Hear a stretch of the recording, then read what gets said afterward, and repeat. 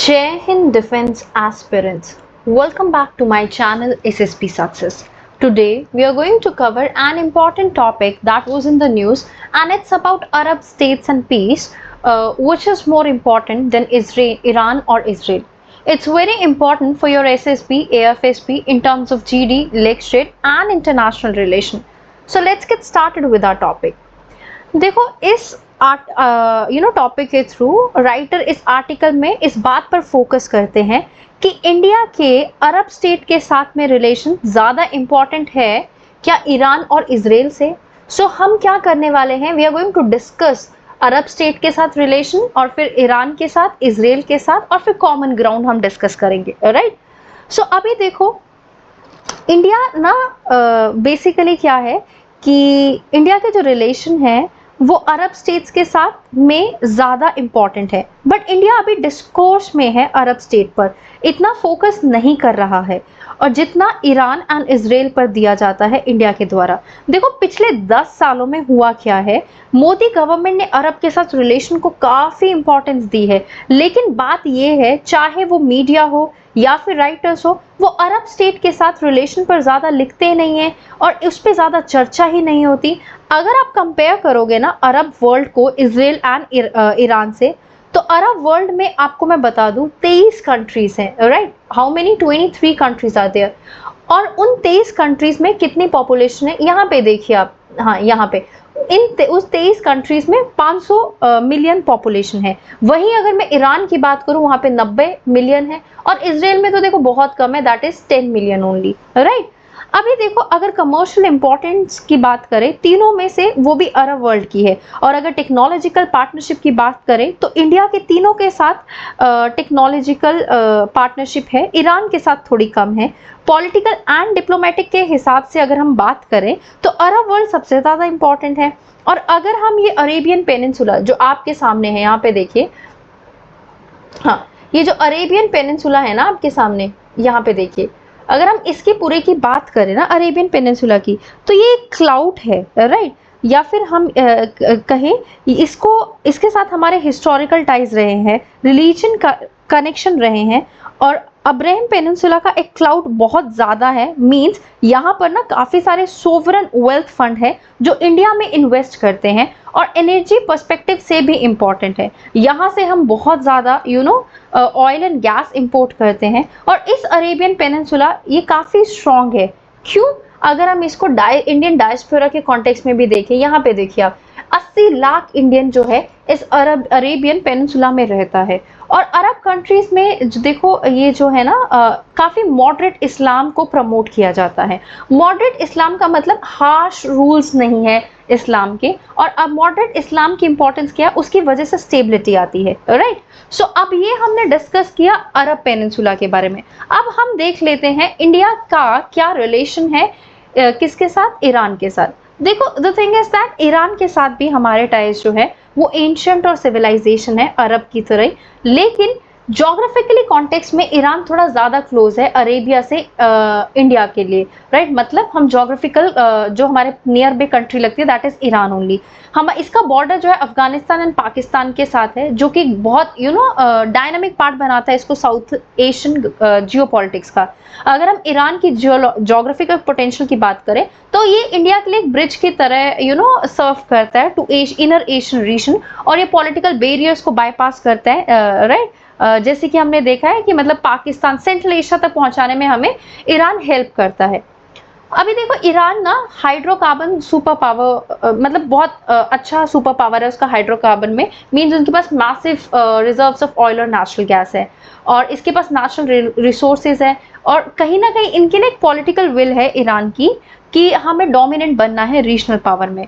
और ये ईरान की जो ये है ना कि हमें डोमिनेंट बनना है, तो ये प्रॉब्लम खुद ब खुद बहुत सारी क्रिएट कर देते हैं।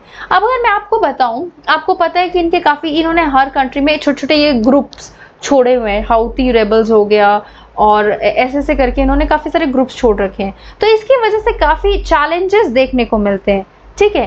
तेहरान मतलब ईरान पे देखो काफी सैंक्शंस लगते रहते हैं इनकी ऐसी एक्टिविटीज की वजह से। और जो तेहरान है वो खुद को मतलब ये जो इनकी रिलीजियस आइडियोलॉजी है उसकी वजह से कई बार क्या होता है अरब नेबर्स को भी ना समझ नहीं आता कि ईरान को सपोर्ट करे कि नहीं करे, क्योंकि वो देखते हैं कि इन्हीं की कंट्री में या फिर इनकी नेबरिंग कंट्री में अनस्टेबिलिटी किसकी वजह से है, ईरान की वजह से है, राइट। तो कहीं ना कहीं एक और चीज है, ईरान में ना आपको ये देखने को मिलेगा काफी हार्श, मतलब यहाँ पे मॉडरेट इस्लाम नहीं है, काफी हार्श रूल्स हैं। ओके, अपार्ट फ्रॉम दैट इनकी आइडियोलॉजी काफी डिफरेंट है और ये थोड़ी कट्टरता में बिलीव करते हैं, अनस्टेबिलिटी मेंटेन करके रखते हैं, इन पे सैंक्शंस लगे होते हैं वेस्टर्न कंट्रीज की तरफ से। ओके, अभी देखो the thing is that Iran का ये जो रीजनल प्रेमेसी है जिसकी वजह से काफी ज्यादा प्रॉब्लम होती है। और ये भी देखा गया है जब भी देखो ईरान ऐसे कुछ एक्टिविटी करता है ना या फिर इनके कोई ग्रुप्स एक्टिव रहते हैं तो इंडिया चुप रहता है, उस टाइम पे इंडिया ऐसा कुछ कमेंट नहीं करता।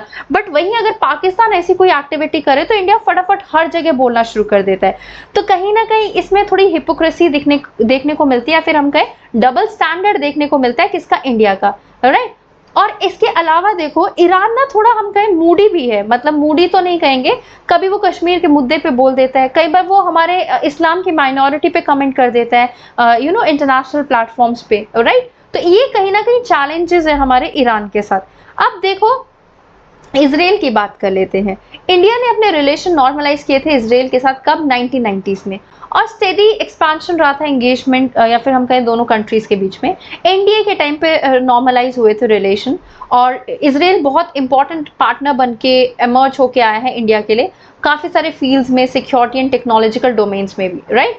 अभी देखो जैसे जैसे इंडिया के रिलेशन जो है इसराइल के साथ बढ़े, इसराइल ने अभी क्या हुआ ना, वर्ल्ड में इसराइल का ना जो गुडविल था वो थोड़ा लॉस्ट हो गया। क्यों? क्योंकि हार्श पॉलिसीज देखने को मिली इसराइल की in Gaza and West Bank, right, जिसकी वजह से अरब नेशंस भी सोचते हैं कि इसराइल को सपोर्ट करे कि ना करें। देखो अभी हमें पता है रिसेंटली अटैक हुआ इसराइल पे, जब वो अटैक हुआ था तो जितने नंबर ऑफ लोगों की डेथ हुई थी वो कंपैरेटिवली बहुत कम थी। जब इन्होंने वापस एक डिस्प्रोपोर्शनेट रिस्पॉन्स दिया उसमें काफी सारे सिविलियंस की डेथ हुई। तो लोग जो है वो बहुत डिस्प्रोपोर्शनेट और काफी कमेंट्स कर रहे हैं और जो भी इनका गुडविल जेस्चर्स था वो कहीं ना कहीं खत्म हो गया इस इंसिडेंट के बाद।